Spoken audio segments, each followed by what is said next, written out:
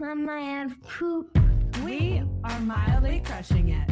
Where two exhausted moms try to make sense of this wild ride called raising neurodivergent kids. We're not doctors and we're not therapists, and you probably shouldn't take our advice. We cuss like sailors and drink like pirates. Just think of us as your inappropriately funny and brutally honest support group. So grab a drink and lower your expectations. Because the truth is, we need this, and we're going to keep doing this whether you're here or not. We just hope you join us.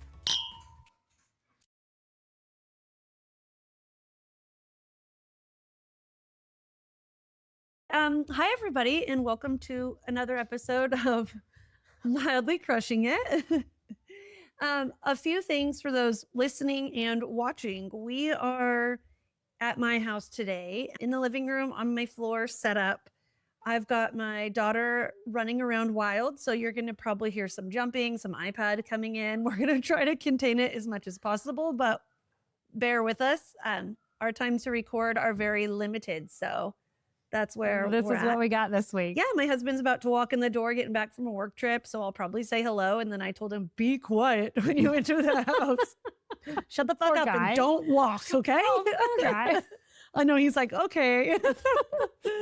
So, yeah, Oh, what are we drinking? we're drinking pomegranate mimosas. That's real yummy. Today, we're going to get into a heavier episode. Guilt. Guilt is a motherfucker, and we feel like we could probably have 28 episodes on guilt. So everyone get your bingo cards out, Yeah. because It's this whole time. episode is Mom Guilt Bingo. Get your bingo cards out because it's time for Mom Guilt Bingo. Yay! Yeah, Oh. so we're not going to do a mom guilt bingo segment because this whole episode, we should put it in at the very beginning because this whole episode is going to be mom guilt bingo. That's a good idea. So no mom guilt bingo today Mhm. because this is going to be bad enough potentially. So Yeah. Yeah. So yeah, here we go. I would love to start like where guilt comes from. Super important. Oh yeah, I like that one. Yeah, guilt is born from impossible expectations. Yes. I feel like Oh my God, that ties right into exactly what I was thinking about, actually. I wasn't connecting the dots when we were talking earlier, Go. but I was talking to someone, and basically it was about holidays and,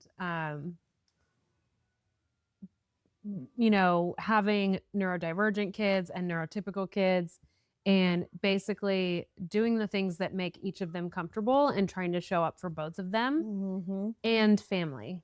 And this person was just feeling really drained. Like she didn't show up enough for each child.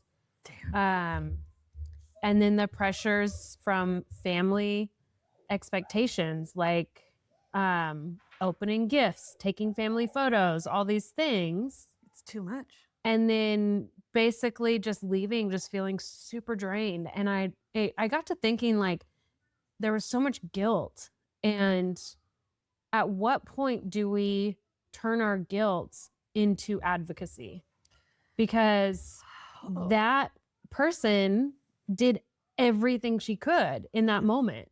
It's just a hard moment with impossible expectations. And so there's no reason to be guilty because it's an impossible situation. You showed up in every single way you possibly could. And so that's when we need our outside support system to show up and meet us where we are. But usually they don't know how. I was going to say, so my instant thought about this is a lot of times my guilt, if I turn it into advocacy, it's because things are going great around us. Right. So I'm wondering, was it just a shithole dumpster fire and everything was going south and they're just like, I feel so fucking guilty because everything was ruined. But if it wasn't going south and it was like, okay, I'm being split and that makes me feel bad, but also everything's working out super well, would it be a guilt situation or an advocacy situation? Does that make sense? Not yet. I feel like mine is all about, like I said, if I'm feeling guilty about the holidays, our holidays look totally different now. Yeah. Miles doesn't get to do all of the things. And I felt so guilty last year during the holidays. I was like, what the fuck? But it also went very poorly last year. She was super dysregulated. Then the Christmas we just had, I felt 90% less guilt. And we changed our entire holidays from how they looked when we had a Maya to how they look now. Yeah. Yeah. Like everything is dialed down at least 900 notches. Mm-hmm. And this was the first year that I felt 90% less guilt. Right. And it was because I think everything went so smooth. So I didn't Mhm. see it negatively. And I just always think guilt is such a heavy negative feeling. Oh, I see. So, It's more of a feeling, is what I mean. and it's all tied into what you perceive as success versus Yes. not Does that make sense? unsuccessful. In my head, it made sense. No. I'm picking up what you're putting down now. But And yeah, that's the really expectations and interesting. guilt kills me. But if everything's going good, and I never lose expectation, which sucks. I always have high expectations, which is so stupid. Yeah. But if things turn out decent and not a total crapshoot, it turns Mhm. into like an advocacy moment for me instead of like a full blown guilt moment. That's Then when things go so bad, it's like a interesting. guilt that I'm just like, well, damn it. Does that make sense? Yeah. But that's really interesting because mine's all about it's all tied into like how we show up in the world. You know, how my daughter is being perceived. Am I doing everything to support her? Am I doing everything to support my son? And then when stuff goes south, it's all about what did I do that I could do differently? And how did I not show up? And so, like in that scenario, to me it makes so much sense because when the expectations are absolutely impossible to meet, you have to reach out to your support system. And we've talked about this before. It's really ask hard. for help. Yep. And a lot of times our support system doesn't know how to meet us where we are. Like how would a family member, we're just learning how to work together in this. right? How would a family member meet Ellie where she is when she doesn't want to come out of the guest room in your mom's house? For example, we were just at my sister Christy's, and she always goes to my niece's room. Just one of my sister has 3 kids, but there's one of my niece's bedrooms that she loves, and it's her safe space. So we were having, my grandma came up and my uncle was in town. He's from out of state. My sister had all of us over. We're a gigantic family. I'm one of 5 kids. We almost all of us except one has 3+ children. Like we're a big ass group of humans. And we freaking get there, and my sister had started painting my niece's room, so we couldn't go in there. No. Oh yeah, Blake and Ellie left after 10 minutes. Oh. I drove them home, and then I ended up going back down there and hanging out alone, and then coming back up. It's in like a 25-minute drive from us, but right. there was no calming her down, and if it was just I felt guilty too because Blake was like, I'll stay home with Ellie. And I was like, no, she decently does great at my sister's. We're all going to go. Yeah. Yeah. And then she couldn't calm down. And I felt so fucking bad. I felt so guilty about it. If it would have been successful, I wouldn't have cared about dragging her out of the house and putting her in that situation. But if it's not so much a success, it's about how she's dysregulated, it sounds like. Oh yeah, she was so dysregulated. And that's what makes you feel guilty. It was the worst. She could not, like, she'd stop for a minute and then realize, and I was like, oh yeah, it's time to go. I felt so bad for dragging her, and Blake just was like, we shouldn't take her, but I'm always like, let's take her there because she's used to it, but not used enough to that situation. I don't really, but no one could help. The guilt from impossible expectations, I don't know when it shifted for me, but I basically have worked really hard to hold really realistic expectations for myself. So I don't really relate to that too much because you said to me once how like I'm good at saying fuck off to the world or something like that. And I think that it mostly comes from like my ADHD brain, and I'm just always feeling like I'm failing. And so, so to kind of counterbalance that, I've had to pay attention to expectations and like, you know, what is realistic, and so that I don't feel guilty about constantly failing everyone and everything, you know? So I guess how I would relate to this is how I show up for my friends.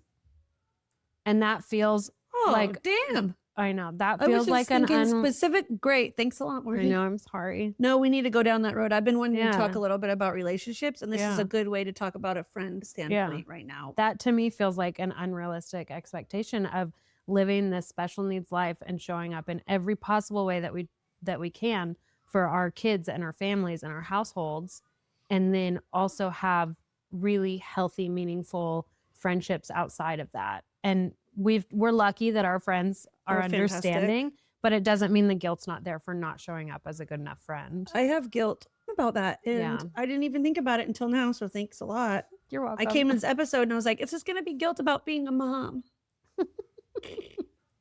Guilt about just being a special needs household, I think is more fit to it. Yeah. But even just like the other night, we tried to go out and I told you that I was going to be there. And then I was like an hour and something late. And then your household was dysregulated from my dysregulated household, just like caused a wave, caused like a ripple effect. But I hate being late. Yeah. I hate changing plans, the pivot. Yeah. Mm-hmm. And so sometimes I feel really guilty that like I get upset when plans change. Yeah. I have a big calendar. I plan everything really far in advance. Yeah. I like to be super organized, super planned. And that has been such a big thing for me. I feel really guilty when I have to back out of plans. Mm-hmm. I feel like I used to be reliable and I'm not reliable anymore, basically in any shape or form. And that kills me with guilt. Like that fucking kills me. I was never reliable. It's one way I have a hard time. It makes me feel really bad with my friends being unreliable like that. And and then that also carries over to like my 17-year-old, you know, I used to have to miss, I was always at all of her sports games and then I missed everything. And I guess not being reliable has been a huge thing of guilt. Yeah. And that shows up in every relationship. And then I just try to tell myself it's okay because like parents work and they can't do stuff. Like a lot of parents can't. My parents, I was one of 5 kids and we were all younger and we all played sports. They were never at games together. Like who cares if you have to swap a parent? Right. Some people don't even have parents that can make it because they have to work. So I don't know why that really gets me. And I still feel really guilty if I can't show up for Amaya and Miles or my friends in ways because it's constantly Ellie that's not her needs, because her needs are constantly changing my fucking plans. And it makes me feel really guilty. Yeah. And that's a big piece to it, is separating the child versus the needs. Yep, that's what I just Yeah, that was really important. I love her so much. That was really important. Her needs right now are really, my husband and I were just talking. We have I just told Morgan this story.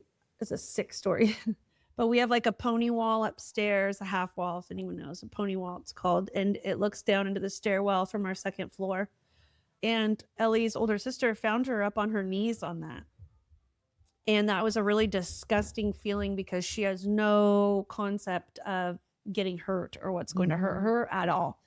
So Blake and I have been kind of rotating who sits upstairs when she's upstairs and sits in the hallway to make sure she doesn't go out into the hallway. It's been a really hard week, but that's disgusting. And I keep almost wanting to cry and vomit from that. Just what could have happened. Yes. Yeah. But like, and all of a sudden the past like week, she's been so dysregulated at bedtime, which has never really been an issue for us when she was really little, but this is new.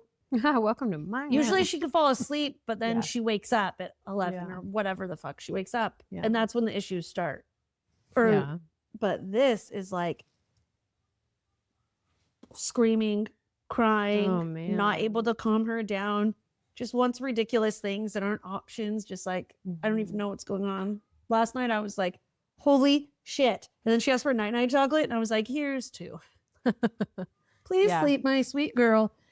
She just like has to touch me all night. I just can't. Poor Miles wanted to sleep in our bed and I felt so freaking guilty.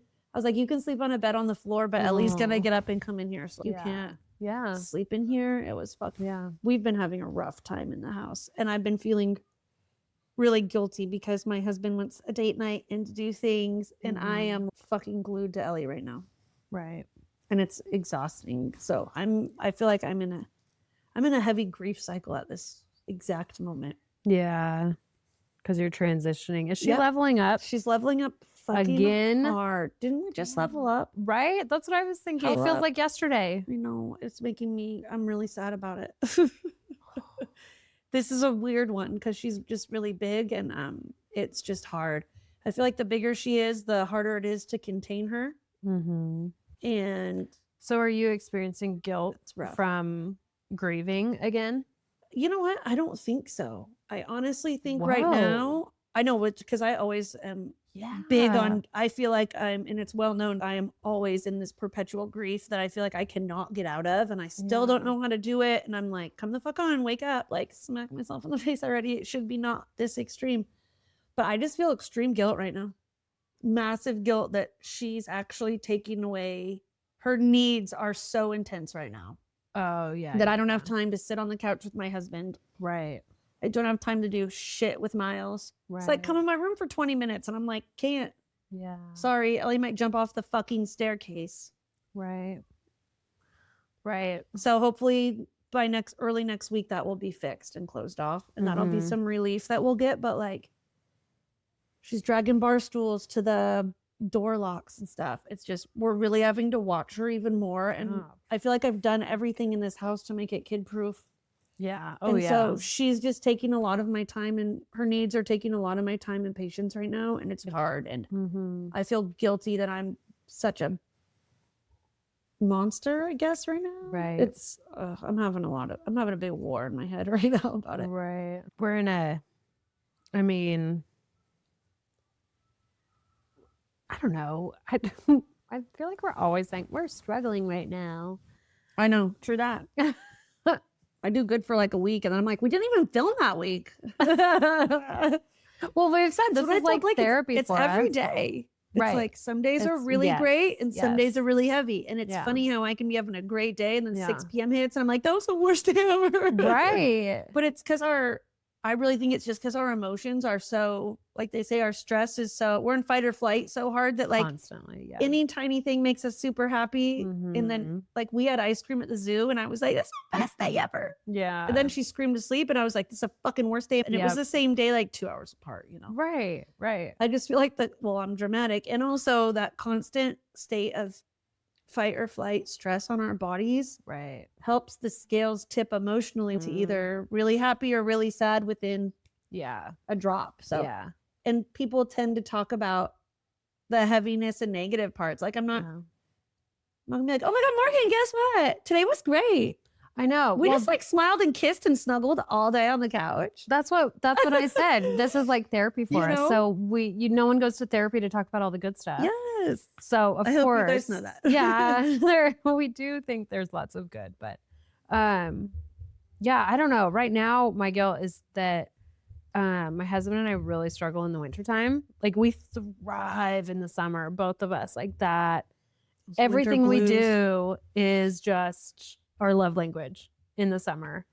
And so we struggle in the winter, and it's a stressful environment. And I worry a lot about both our kids feeling like either they're both a burden or like she's a burden and he has to overcompensate.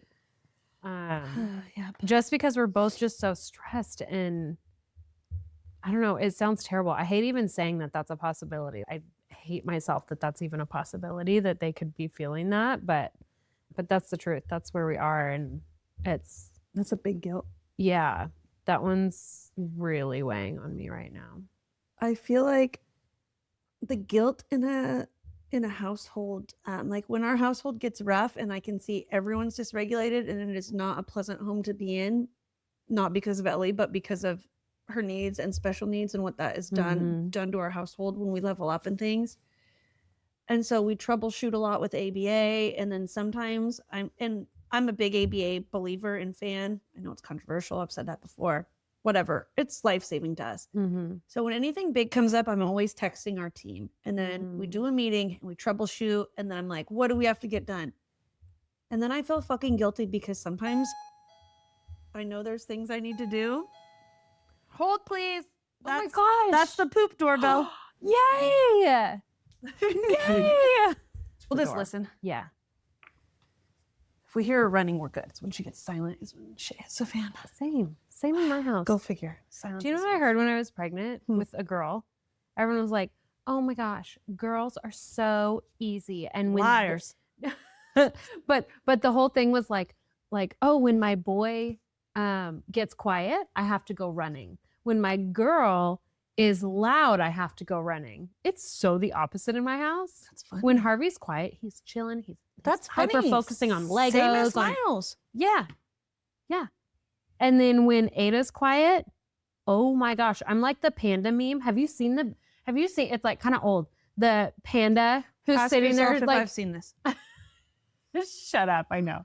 This panda is sitting there just like eating shoots of whatever they eat, right? Bamboo, right? Eating shoots of bamboo.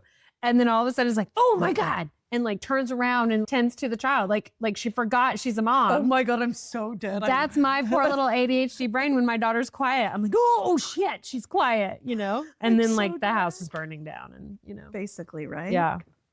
Oh, I'm dead. Okay, so one thing I really wanted to talk about is parents are constantly evaluated by teachers, doctors, families, and strangers. Yep. Okay. And that one I think is a really big one. All right. And I feel like we could talk about family first. Like, how do you feel like you're evaluated by family?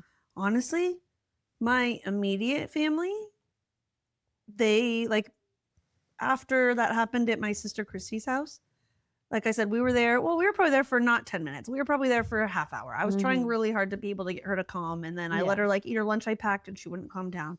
So then Blake was like, dude, just let's go. I'll take her home and you can come back. So I took her home and I came back and I hung out again for like another hour-ish, And when I got home, my sister texted me and was like, I know it's hard for you to do stuff like that. And I'm so happy you got to come back. But like, no one was like, I was like, we got to go. I got to take them home. Ellie's having a hard time. No one was like, she'll be fine. It was like, cool. Are you going to come back? Or I love you. Thanks for coming anyways. Good to see you for a minute. Like my mom, my dad, my sisters, they are all really super supportive. That's awesome. So there was none of that. That's awesome. There was none of that. Yeah. Which is really, unless they talk shit behind my back. But I feel like there's something. And then the times I've brought in Ellie, I always feel guilty that she's the different. I feel guilty sometimes that she's, at these older kids' birthday parties, and then my kids like being super loud or like causing a disturbance. Oh. Sometimes I feel guilty when I probably shouldn't because she's just like living her best life, and I still feel bad. Yeah. But like, I don't know. I feel like even them, they'll be like, oh my God, we're so happy you guys came. Ellie did so great. I just feel like my friends and family I don't feel anything from them in any negative light for the people that we're surrounded with right now, which is why we're surrounded by them. Yeah. So. Right. Does that answer your question kind of? Totally. I feel the same for the most part. It's really, really important to, like we've talked about, be very intentional about who is in your circle. And I can say everyone in our circle right now is very, very accepting, understanding, wants to learn more. There is a piece, and I don't know if it's coming just from me or from any outside influence, but there's this piece where, Ada's very social. She wants to go and be anywhere we can possibly be. So people tend to see the best sides of her, which I love, which is fantastic. Absolutely. I always want. But then you're a little crazy, aren't you? Because she's fine. That's the other side to that. She's a prime suspect with masking. And then with Harvey's ADHD too, and her needs at home, we have to pick our battles.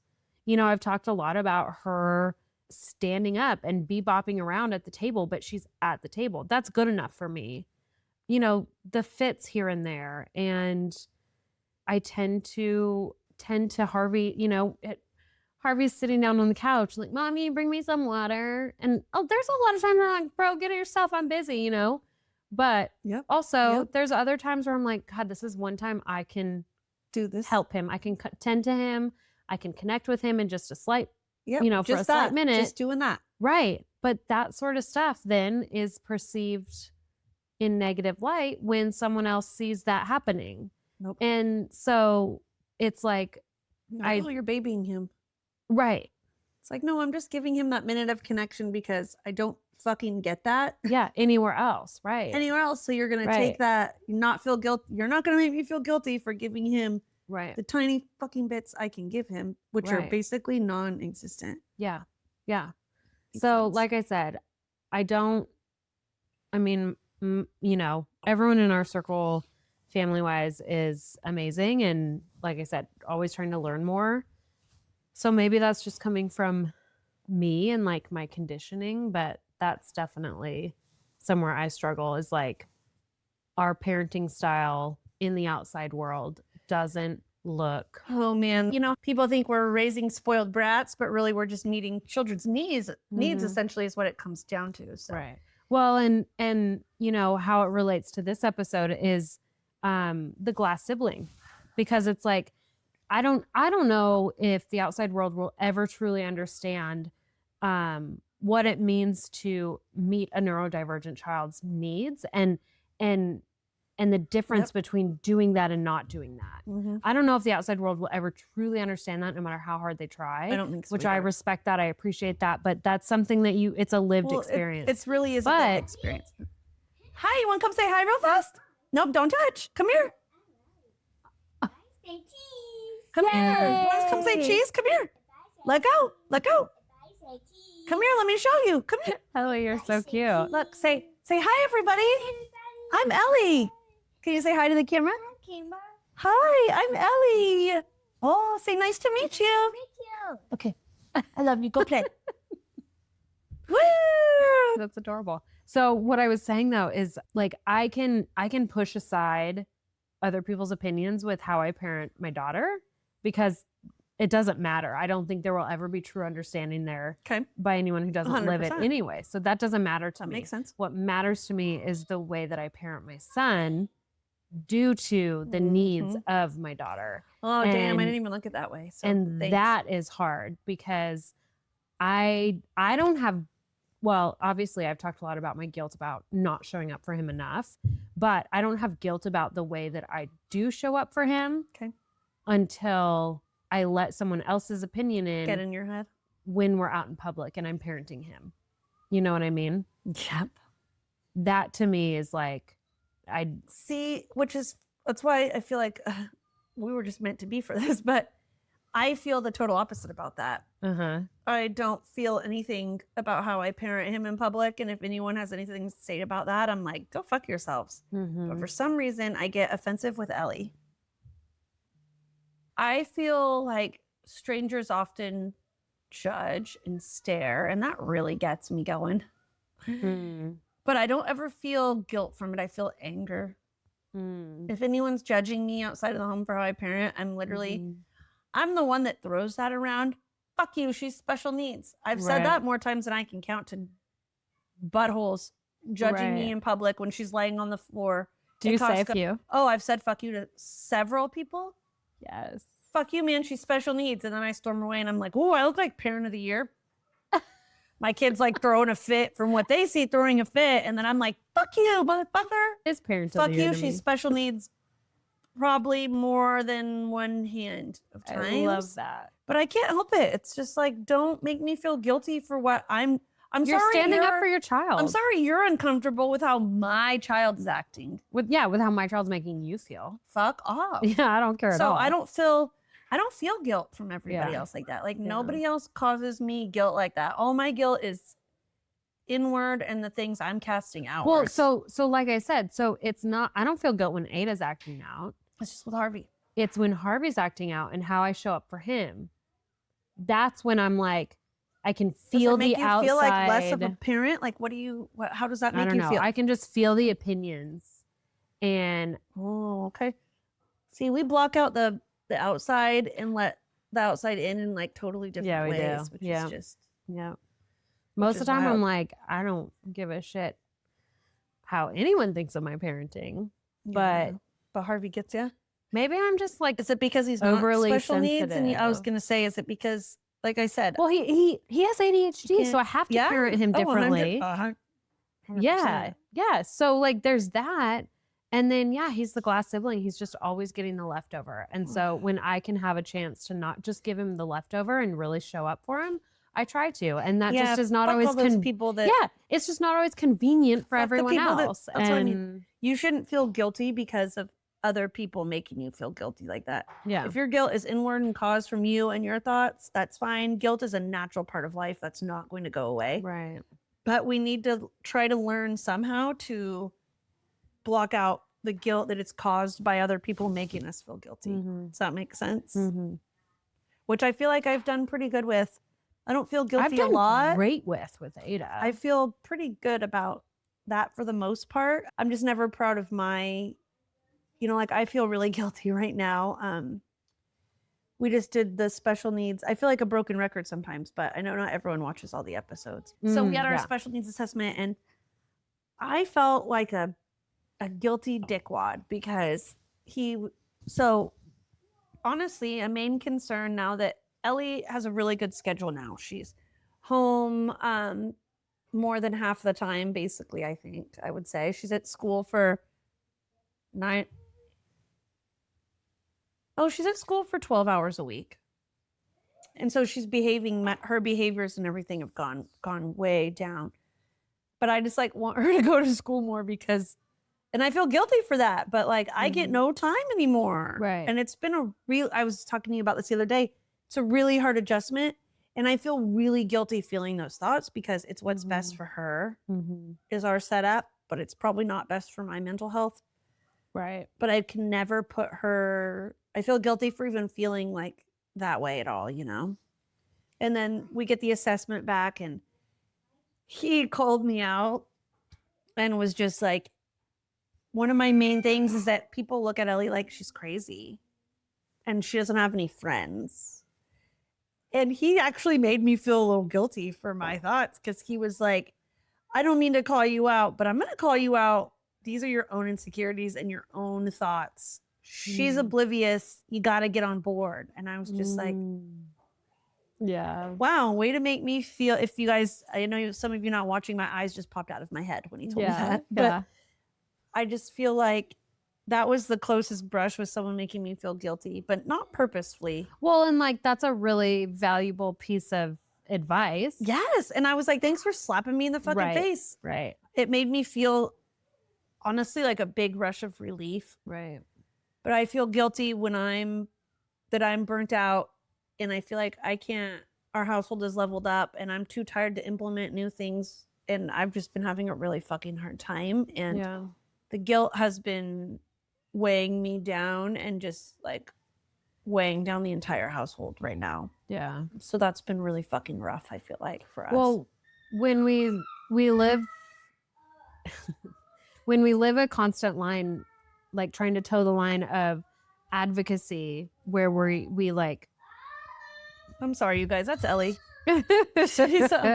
She's dancing to her iPad in the other room. But we toe this line of advocacy of just like fiercely having our kids' backs. It's hard to like objectively notice when we've gone too far, right? And because I never notice when I've gone too far. Right. It's what it truly is about is seeing the world through their eyes. And it's hard to notice when like, we need to stop seeing it through their eyes and advocate because something's not fair for them. And then on the flip side, same thing. I often feel like, and this is something I feel tremendously guilty about. I often feel like I present too much that this is kind of a taboo and a weird thing. And I don't know if I can even explain it, but I always feel guilty that like, this is Ellie's world and she's the one that's special needs. But I have these big emotions as if it's me. Does that make sense? Oh my God. Say more. I don't know. It's a big issue. Not a big issue. It's like I said, this is my guilt. And maybe this is why I have this constant big thing of guilt living by my grief is because I feel this way, but it's not me it's happening to. So why am I so emotional and upset and crazy with my feelings all the time about, like the thing from school? That's what really made me notice this emotion and feel it and pay attention to it more when he was like, it's not happening to you. This is her life. She doesn't notice that people aren't her friends or that people think she's different. She is blissfully unaware. She's blissfully happy. You have to learn to let that go living in this world. And I was like, oh my God, I'm part of the problem. But I Okay, feel that's mean to yourself. it's 100% how I feel that right now. And I don't Okay. know if that's why I've been in such a horrible funk, Okay, fog, so depression. explain how you think you're part of the problem though. How you take it on for yourself. Like it's not happening firsthand to me, and I'm treating it all. I'm guilty of treating it all like it's happening firsthand to me. Maybe is the only way I can describe it. Like Does that make sense at all? I don't that's know. how I'm it just trying to put this into feels. words for the first time. Right. We're Um, unpacking this live. This is how Or in real time. So that's how it feels to you. Is it as if these people are being mean to you? yes. Got it. Like I absorb way too many of her emotions, what I feel like she should feel, except she doesn't because she's awesomely blissfully unaware. And I don't know how to let that shit go. Like when the little girl came up to me, and which I've said this before on here, like I said, Yeah. sometimes I think I repeat Yeah. things. I don't. But when the girl was like, "Oh, you're Ellie's mom," and she was like, "Ellie's crazy, right? Is she crazy?" And I was just like, Oh, "Huh." I was like, "Her brain just works different." And then I got in the car and just cried my eyes out. I was like, "Don't cry." like someone just called you crazy. Don't let this little girl make you cry, Sadie, in public right now. Don't. But she wasn't.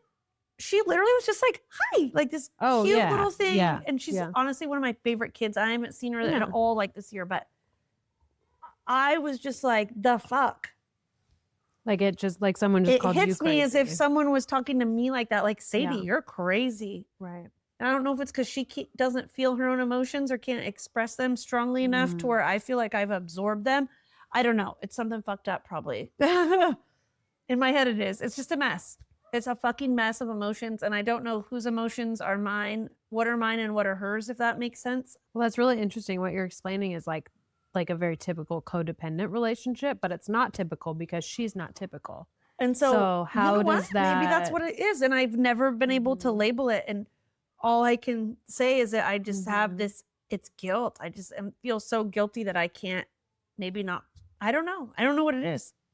That's really. But I'm like drowning in grief and guilt 90% of the time. I realized the other day when we started talking about the guilt episode and what we were gonna do, I was like, "What is wrong with me?"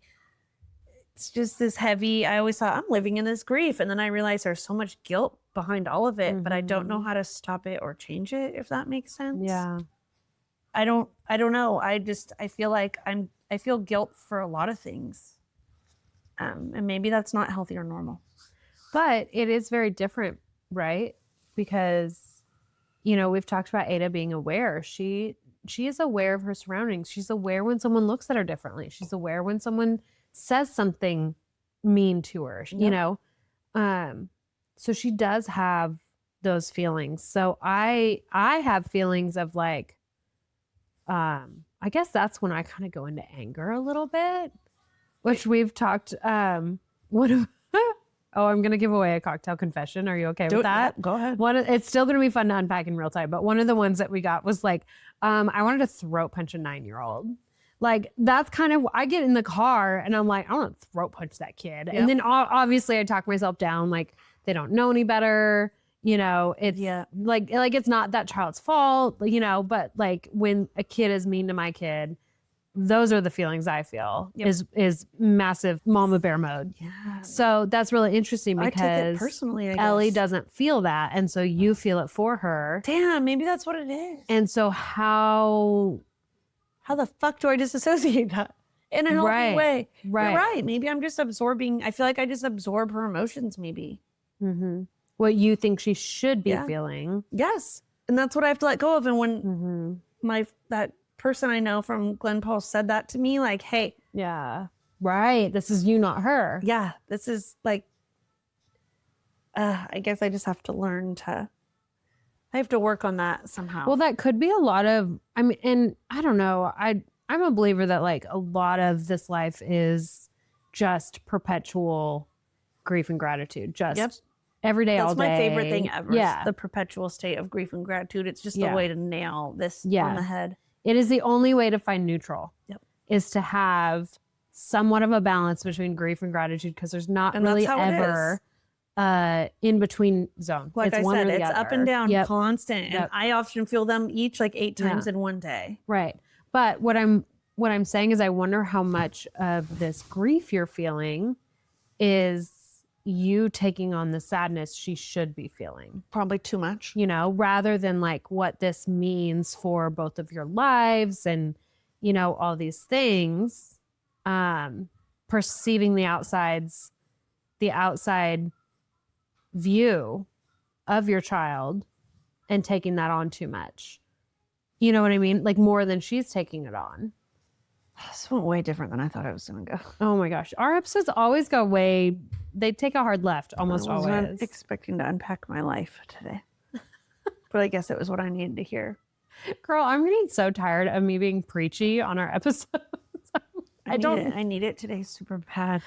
I'm so tired of myself when I edit. I'm so tired of myself. Can someone please tell me I'm not the only human that thinks this way? Okay, can we unpack my shit? Yes, please go. Okay, please turn it off. And this is like not even related to this at this point, but okay. That's fine. Where I'm feeling a lot of guilt lately with Ada and her needs is, you know, she has like some massive memory stuff going on. Like she has like her short-term memory breaks my heart. Actually just memory in general breaks my heart. Am I gonna cry for Oh my God, that's why I said bring tissues. And that's why I wanted to change it off mine, because I was like, I didn't purposely wear my makeup and stuff today. And that's why I don't have glasses on. I knew I was gonna fog them up. Well, I'm so heavily medicated, I like can't cry these days. So I don't Probably know why if I'm a need decent 'em. human today, because all my Right. stuff got upped Your a couple weeks ago. So your I'm medication. not crying because I'm on a good dose of Lexapro and Abilify. So It sounds like a great combination. and champagne. And champagne. No, so her it's really wild because she'll like she can't remember shit, and then she'll be like, my teacher said we can wear it's Spirit Week. We can wear pajamas or winter wear. Pajamas ruined Ellie's life yesterday, by the way. God, Spirit Week. Spirit Week. I Fucking love it. Spirit Week. I love it and I hate it. And it's just such a massive ordeal. Too much. Too much. It's too much. She's not participating next time. Okay, go. So, She's dancing hard. is that what she's doing? Dancing. I love it. So anyway, and I think it's more grief is like, you know, all these other kids are just like excited and like, you know, oh yes, today's this, today's that. And she's like, I get to wear fancy socks with our superhero outfit. They said, of course you can. Absolutely. Yep. But then she wants to know what the actual rules are. And so then I have to explain that. And I'm like, does it matter? Does it not matter? I don't know. I don't know what you want from me. Oh, that's true. What 'Cause do to you want me me to say right now? What's the Exactly. right thing to do for you? Exactly. It doesn't matter to me at all. Like today was pajama day. She wore a different top and a different bottom. And I tried for like, I don't know, I'll say 5 minutes. It felt like a long time. You're in my head. It was 42, but in real life it was probably 4. Yeah. Yeah. I was like, hey, so do you want to wear this top or this bottom with what you have on? You know? And she's just like, I want to wear this. You're all cool. Do it. Finally, I was like, yeah, you do you. I like it. You know, hearts and palm trees, dig it. Go girl. You know? Right? You can only pick, Right. you can only win so many battles. Right. But, you know, her gen ed teacher is so great with reminders. And she sent a paper home reminding us that the 100th day is coming. It's today. Well, ours is today. Oh, is it? Ours is sometime next week. They were like, bring Ellie. And I was like, no, thanks. Yeah. Take your kid to school day, Yeah. basically. So I'm like having major feelings that How today's going to go for her? no. It's not the 100th day for her, but just these things, they start talking about them and then she brings it home and she wants to talk about it. She wants to do it. She wants to participate. And we're still trying to teach her that the number one always goes first. Yep. And so then in the back of my mind, I'm like, what? Like, I haven't shown up enough for her to teach her. And then there's reading. Like she is saying over and over, I want to read. I want to know how to read. I want to read. Oh my God. I wonder if I have my flashcards. No, it doesn't. That's where I'm getting. She long story long. She I'll be like, she finally wants to read before bed. And it's everything I can do. We just started doing that too. Dude, it's everything I can do to get her to listen to this book. It's like almost every page. I'm like, okay, but right now we're reading this book. Can you listen? Do you want to listen? Or do you want to be done? We can be done. That's okay. Do you want to listen though? Because we're reading this book. It's everything I have in me to like get through a book with her. But she wants to know how to read. And so she'll be laying next to me in her bed and like, but something's just not clicking. Like mirroring my words. And so to my poor little to my little ADHD brain, it's like super distracting. I can barely get through a page. I have no idea what I'm reading. I'm just reading words because I'm paying attention to her. And that's exactly how Ellie is. Yeah. She doesn't like, know she wants to read. But then she goes, did you hear that? I read. And so her memories, so it would essentially be like Ellie's brain basically gets wiped out. Her short-term memory is horrible, but her long-term is really good. That's due to her like tumors and things in her dormant like part of her brain, and probably the intellectual disability. Yeah. But so we're trying to just teach her we're trying to get her to learn to memorize like the and sight words, because hopefully one day they'll click. So that's the thing is Ada has PDA, and as her safe person, if I go to her and like can you start doing this in ABA reading? Probably could. We've been working on behaviors more than anything. Well, yeah, because it's important. But you can tell them you want to start like trying to learn to read a book. Yeah. Like, let's read one book every session, and then someone else is doing it. You should do that. Yeah, that's a good idea. But so the other morning, she was talking about numbers, and I was like trying to show her the number one always goes first. And I was like, do you know what show Harvey used to love that I think you'd like too is Number Blocks. That's what she's watching in there. Yeah. So I was like, let's get dressed for school, and we can put on Number Blocks on your tablet, and it'll be so fun. And like I was really proud of myself actually with how I introduced it. Yeah. Yep. No. Not like we're struggling, so we have to do this. It was like, oh my God, this will be fun. Yeah. No. She didn't love it? No. Because they're counting the actual number blocks as we speak. I bought like the actual number blocks. Yep. No. And it's because of her PDA. Oh, feels like a demand from her safe person. And so it's like, it's this constant line of like being her safe person and being who she needs me to be. It's too hard. It's too much. And it's not too hard. It's too much. How I want to show up for her and teach her, but she won't learn from me. She can't like even, and this isn't even learning from me. This is know me that would happen with us, but it's working for us. But see, so I understand exactly where your feelings are. This wasn't even learning from me. This was me suggesting a fun TV show or a fun, show for her to learn from. And even just that, she was like, I don't want it. Damn it, dude. And so it's like that's my guilt. It was like, this girl wants to read. She, all these other kids are counting to 100. But how the fuck do you do it? With their 100th item. And I'm trying to teach her that number one comes first. She has no attention span to really work on academics at school. And so where is she getting it from? Because she won't get it from me. Will she watch things on the tablet that are informational? Or does she have that's where she learns, Ellie learns everything from, because she will learn, that's how she learned to count and learns her stuff. Number blocks. Ada wants nothing to do with her tablet if it doesn't have the mindless YouTube on it. Okay. And to be honest. So how the fuck do you do this? Right. I understand how that guilt would come in heavily. How are you supposed to do that? When you've exhausted everything. Right. That guilt's fucking heavy. Yeah. Because all these other kids are counting to 100. And you're like, this is a me problem. Right. How do I fucking do this? How do I teach this? Mm-hmm. That's what, I understand your feelings in a way that like I said, when the ABA therapists are like, we really want to get her out in public. And I'm like, honestly, I cancel all the time. I'm too fucking tired. It's a me problem. And I feel guilty that I can't teach her those skills because I'm too tired. Do you know what that relates to? Is parents are constantly evaluated by teachers, doctors, families, and strangers. Right.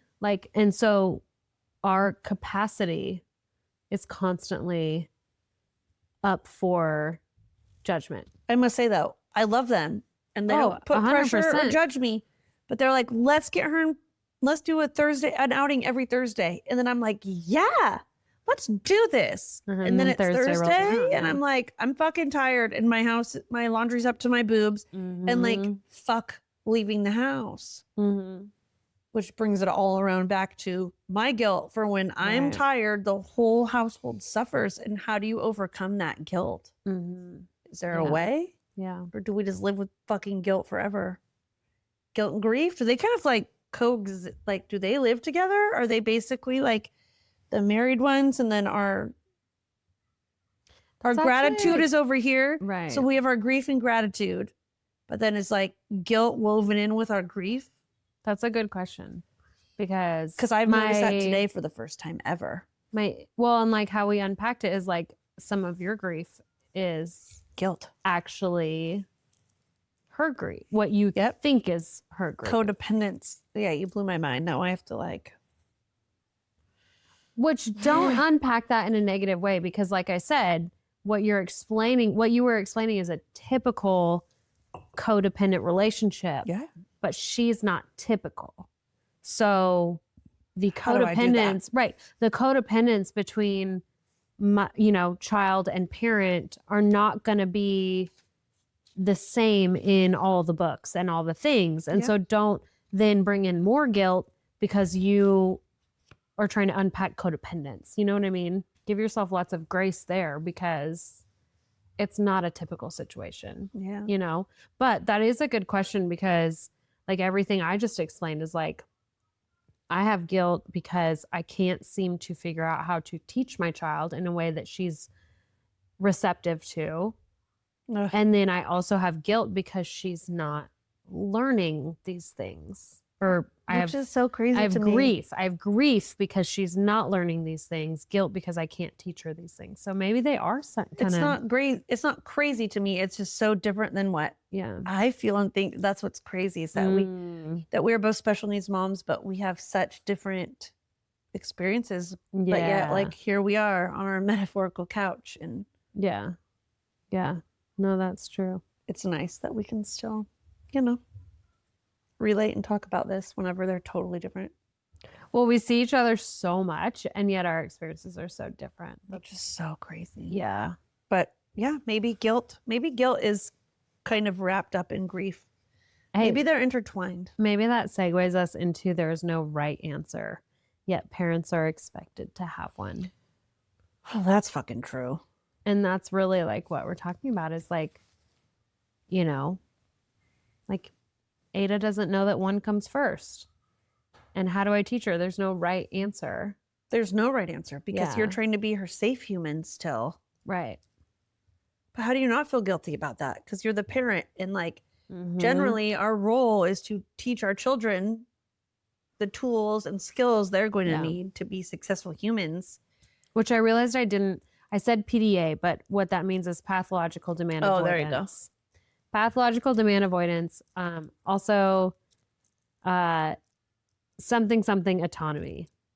If you're using the other. PDA is the term I've used, so let's just use that. It's PDA no matter what, but like a lot of individuals who have PDA prefer a different terminology that is still PDA. So are they PDA though and using the different one if they don't have autism? No. I'm just curious because I know that like, PDA's got like its own situation. And if it's usually always just like under autism. Under an umbrella. Under an umbrella of something. So I was just curious if like people experience that, I wonder, without. Yeah. So, not to my knowledge, but, Ada, I believe has PDA. Oh, 100%. But because we have no diagnosis of any kind, I can't say definitively.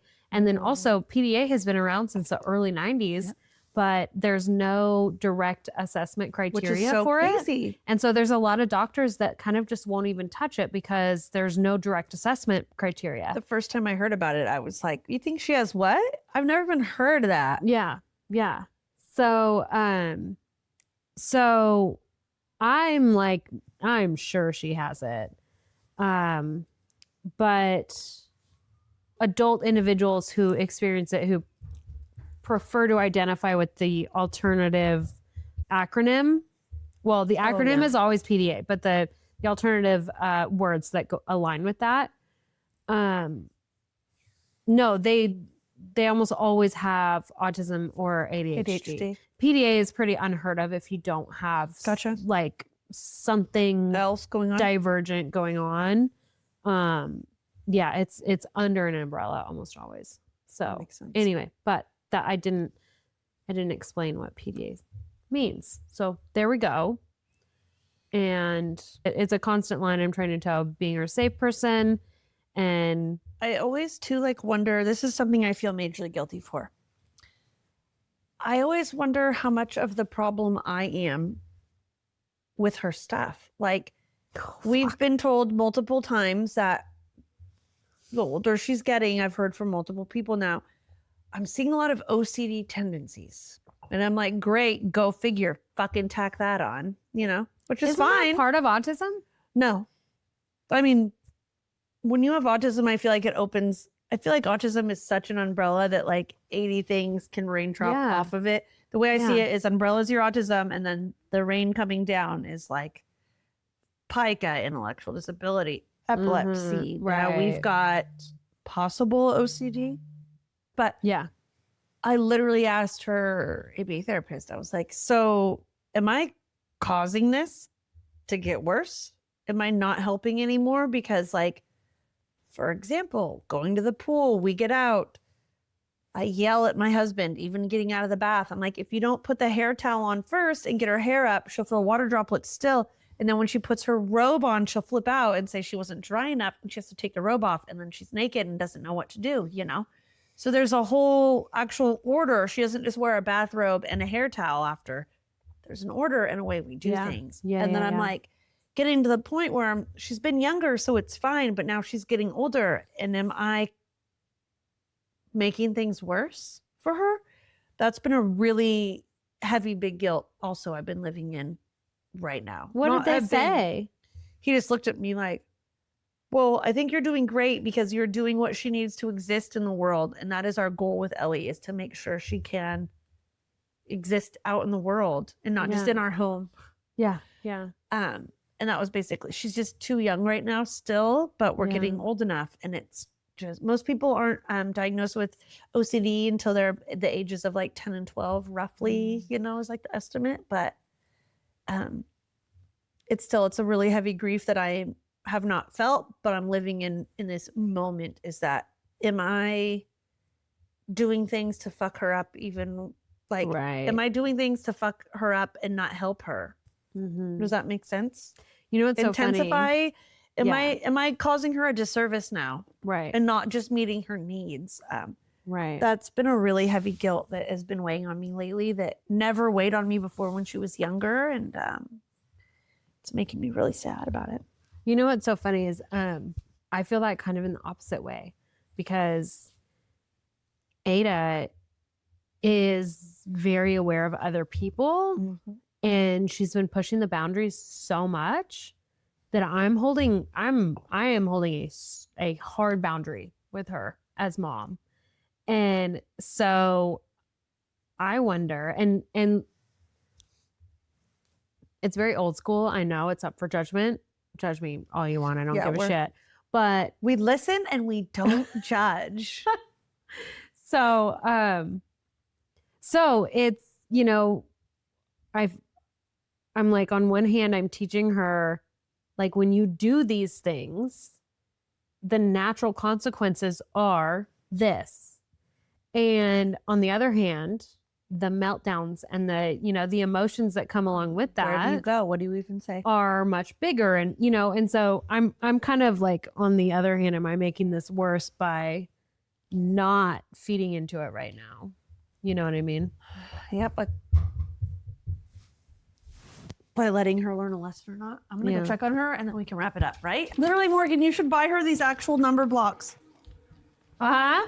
You should buy her these actual number blocks because that's too demanding. Oh, I was going to say just give them to her because she can hook them up to the YouTube. To the YouTube. To the YouTube. No, do you know what I thought? Does it? Yeah, I love it. Do you know what I thought though when I just stepped over that pamphlet? What? I was like, oh my God, if she plays with them over here. Oh, you know what's funny? And falls in love with them over here. That's funny because you know what? The whole time we were talking about it, I was sitting there thinking, God damn, she should just come over and I should just let her play in there. Oh yeah. But if I buy them for her. Yeah, she'll flip. oh my God, like, I wonder if I buy them for a present. Like you buy them, but I give them to her. I'm serious. That's I'm an dead option. serious. Yeah, that could work. I don't know. Because that that's how could work. Ellie's been learning all of her math is the number blocks. Okay. What are we doing? Okay. So I wanted to just read this stuff. Oh, go. Sadie always outlines our episodes really well.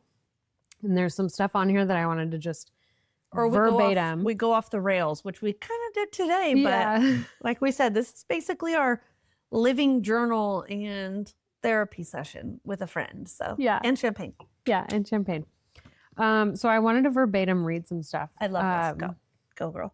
If you're a special needs parent, guilt isn't something that comes and goes. It lives with you. Guilt for being tired, guilt for wanting a break, guilt for advocating too hard or not hard enough, guilt about your other kids, guilt about your marriage, guilt for grieving a life you didn't choose. Somehow we've been taught that if we just loved harder or tried more, the guilt would disappear. So that last sentence I wanted to touch on. That hits me hard. And it can go into a much bigger issue, which we've talked about. We absolutely refuse with every fiber of our being to ever go into anything political. So if that's what you're ever wanting, that's not us. We are a special needs home for all of special needs families, no matter where you live in that realm. But if we can think about this in just a human way and the way that us as society and humans think, somehow we've been taught that if we just loved harder or tried more, the guilt would disappear. We've also been taught that if one thing is true, it immediately cancels out the other truth. What am I trying to say? Essentially, it boils down to grief and gratitude and what we as special needs are forced to learn the hard way, that grief and gratitude exist at once. And I never knew they ever could coexist. Because until as society, I was a special needs mom, right, and learned it on my own after drowning for fucking years. Right. So as society, we are taught that they cannot exist. Yeah, but we are taught that two You're truths right. You cannot exist. Yep. We are taught that and nothing could be so wrong in our situation. Yeah. A correct in one circumstance could be a hard no in another circumstance. Right.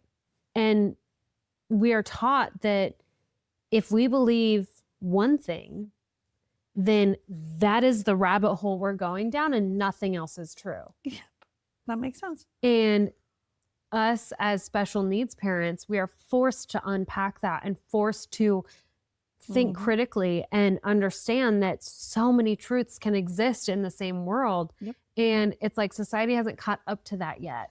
And so this whole guilt thing, right? Like where does guilt belong, basically? So much guilt with how we exist in this world and how much of it is an us issue versus our conditioning and the conditioning of society and the way that society thinks and, the ideology, that's just fed down our throats rather than us critically thinking. And I think that is a big takeaway from that. I loved this line that somehow we've been taught that if we just loved harder or tried more, the guilt would disappear. And that's my whole thing. And I didn't realize, honestly, until just now unpacking this, how much I knew to this episode. It went not in any shape or form or way that I was assuming this was going to go. Same. I was like, this is going to be, I don't know, anyways, way different. But yeah, in my head now, I think I'm going to be okay as long as I'm looking at grief and guilt kind of intertwined. And I didn't before. Yeah. It was just really heavily looming over my gratitude and grief, like a cloud, I guess you would say. Right. And I just kept waiting for it to leave, and maybe it won't, and maybe that's okay. I don't think it will. I don't think grief will ever leave this life. Yeah. And so I don't know. I just guess that guilt definitely, for me, it's such a big part, which I didn't realize that I need to just sticker with grief, and it's okay when it comes up. Yeah. Well, I don't know how it not to, but like I'm super hard on myself, and I can just do things harder and do things different and work better, and which is great. But then I get depressed and I drown, and I've been having a really hard time the past few months. Yesterday, I like did a bunch of stuff around my house. My daughter was like, "Oh my God, it's nice in here." And I was like, "Oh, I'm feeling good." But she actually noticed that I'm able to get up and do some things. And it's just been, the guilt and grief has been killing me, but it feels really good right now to place the guilt with the grief, honestly. I think that that's huge. And then like understanding that the two are intertwined, but also being able to judgment free, air quote, judgment free, unpack what feeling is guilt and what feeling is grief. That's 100% like for true. me, if I could only teach my daughter that the number one comes first, the guilt would disappear. But to be honest, I'm loving her so hard. I'm trying to show up exactly how she needs me to be. And that is not her learning from me right now, those academic details. So if I could only love her harder, the guilt would disappear, but that's not true, right? I guess that I'm just reading this and it's like compassion, what a big deal compassion is with stuff. And I have no compassion for myself. If guilt has been your constant companion, you're not broken. You are doing one of the hardest jobs there is, often without enough help, rest, and understanding. You deserve compassion, especially from yourself. And you are not alone in this. Which, you know, that's a big one for me. Compassion for yourself is... nearly impossible. And so maybe that's what we need to start working on to help us manage some of the guilt. Which I guess self-compassion comes, we can unwind the guilt from the grief.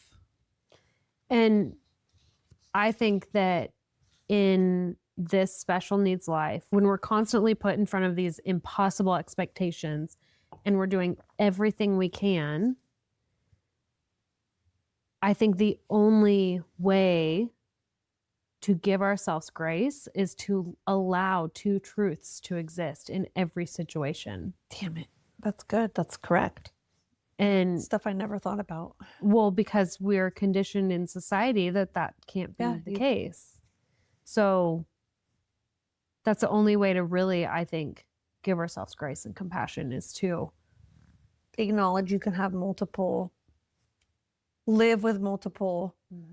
We can live in that state of grief and gratitude, and that's okay. And that's, that's okay. And that's quote unquote normal for our world, maybe. Yeah. Or everyone in general, actually. But oh, sure. But I think that that's true, is that this is where we live and we need to settle in. Settle in. I literally told my husband that today. I'm like, settle in. Yeah. Settle into life. It feels good when you start to be able to learn to settle in. It's what's needed. Yeah. So I guess cheers to settling in. Do we have weird wins for today? I wasn't even thinking about. Yeah. You guys saw that weird win. Hashtag weird win. Yay! Oh wait, no, that's not a weird win. That's just a massive win. That's not a weird win. But none of my weird wins are ever weird wins. They're always we unpacked this in one of our episodes. So they're weird wins because they feel weird to us. Yeah. Ellie rang the doorbell because she actually pooped on the freaking potty. Yeah.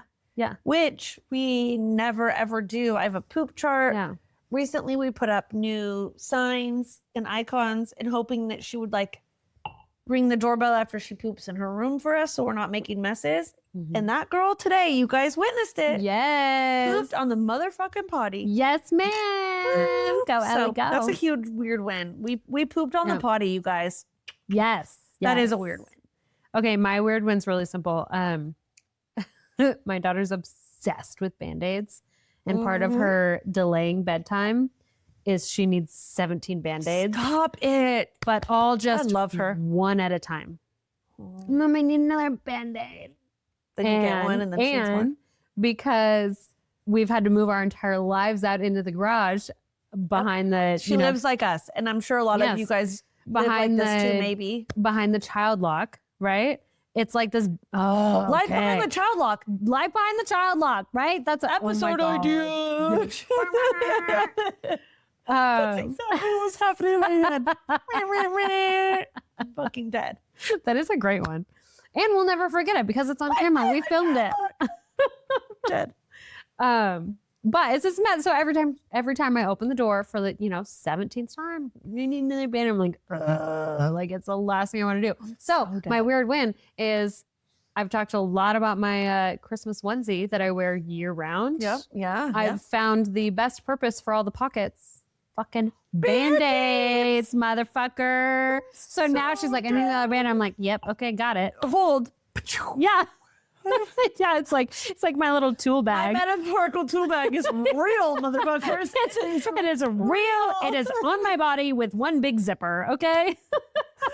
Wine in one pocket, Band-Aids in the other. I Yes. hope that's what is happening. Yes. Yes. Exactly. Yep. So that's my weird one. Anyway, thanks for joining us on this. Thank you guys. We don't even know what this is today. Yeah. It was just us really needing something, which it is every day, but you guys are awesome and listen to us. So like, that's cool. Yeah. So if you're still here, thanks for bearing with us through this. Yeah, we'll do another guilt episode, I guess. Oh, we could. Okay. Well, we were like segment 1 alone Yeah, could be we an can get entire like at episode. least 28 episodes. We'll still do segment 1 an entire episode. Right. And we'll call this something. So meet us next Tuesday for Cocktail Confessions. Yes. So yeah. If everything goes to plan. Yeah, if we're in the mood. So thank you guys so much. Cheers. Oh, it's empty. I love you. I know they're both empty. Sad cheers. Sad cheers. I love you.